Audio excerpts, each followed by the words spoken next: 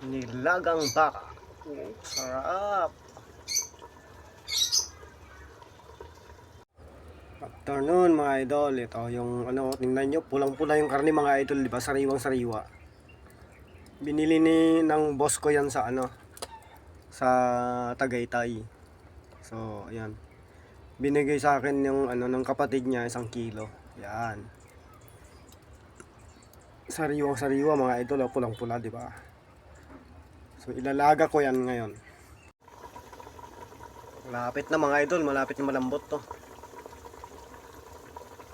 Takpang pa ulit. Ayan, nilagay ko na yung repolyo mga idol. So, tatakpang ko ulit yan. Ayan, hanguin na natin mga idol, makakain na tayo. Okay. Let's eat. Ito yung nilaga natin mga idol, oh. Yan.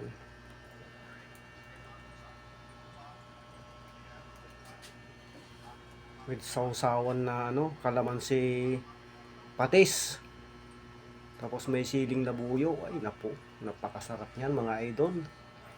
Yun, yung nilagang baka na yan. Fresh from Tagaytay yan. So, kain na tayo mga idol.